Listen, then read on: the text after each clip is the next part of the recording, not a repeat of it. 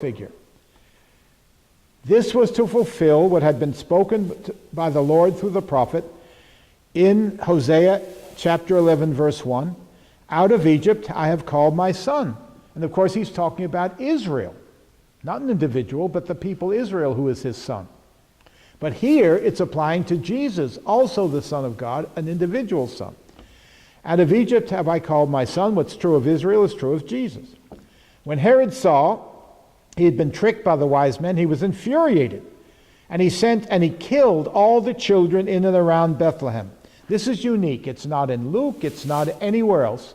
And it's nowhere in the records of the Middle East. This is such an atrocity that it's likely it would have been recorded somewhere. It wasn't. I think it is to parallel Herod with Pharaoh. Pharaoh said, kill all the newborn Israelite boy children to get the Redeemer, who is Moses, who escapes miraculously in the bulrushes and the basket. And here, get all the newborn children in Bethlehem to get the new Redeemer, Jesus, who escapes by going to Egypt. The parallel couldn't be more clear.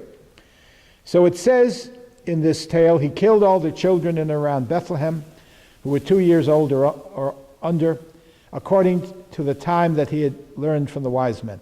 Then was fulfilled what had been spoken through the prophet Jeremiah. Here we have fulfillment number 5 in the slaughter of the innocents. And what is it? Verse 18.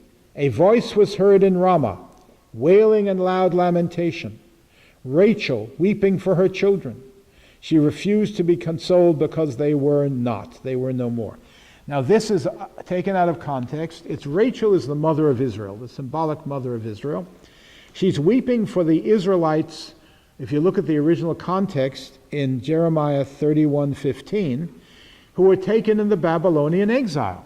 And she is left to weep for them in the promised land because they're exiled and they are no more. Well, the mother of Israel becomes the mother of the one who now sums up the whole career of Israel, Jesus. And the mother of Israel is lamenting for all these children, Israelite children who are killed by wicked Herod, trying to get at Jesus as wicked Pharaoh was trying to get to Moses. Now we'll finish up here. Verse 19. When Herod died, an angel of the Lord suddenly appeared in a dream, dream number 4, to Joseph in Egypt and said, get up, take the child and his mother, and go to the land of Israel. For those who were seeking the child's life are dead. Again, go from Egypt to Israel just like Moses.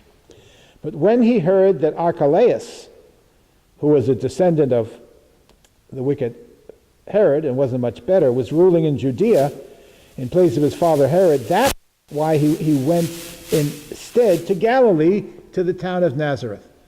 So Matthew gives us an involved tale about how he decided to go to Nazareth, and Luke gave us an involved tale about how he got down to Bethlehem for Jesus to be born there. But this is probably historic, that Jesus did live in Nazareth. There he made his home in a town called Nazareth, so that what had been spoken through the prophet might be fulfilled. He will be called a Nazarene. The problem is that's not what it says. It says he will be called a Nazarite in Isaiah 11:1. The words have nothing in common except they sound similar.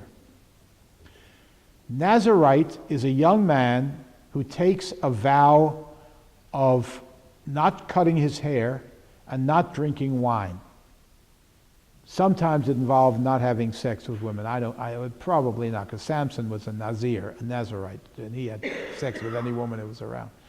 So it's cutting your hair and not drinking wine, and you consecrate yourself to God. It's talking about choosing a young man to be a Nazarite, to take this holy vow.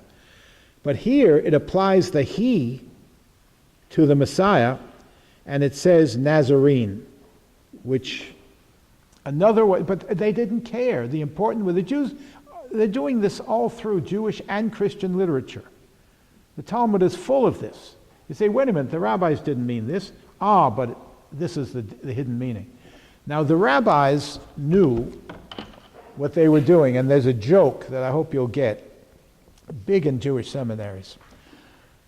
How can we show that we have to wear a yarmulke? You know, a yarmulke is a skull cap.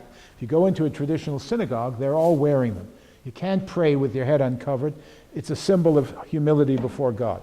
So one rabbi asked another in the Middle Ages, how is it that we wear these head coverings? A yarmulke isn't mentioned in the Bible.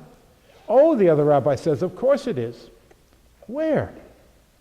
This verse says, and Abraham went out. And Abraham went out? What does that have to do with wearing a yarmulke? Would Abraham go out without a yarmulke?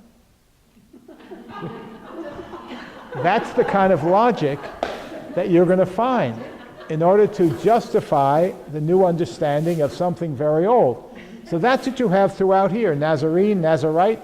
Mathew says sounds the same, so it's a prophecy. Okay, we'll pick it up next time. Next time, February 8th, Monday. Monday at noon. Not Wednesday, throughout Lent. Or until I have to get my surgery, whichever comes first.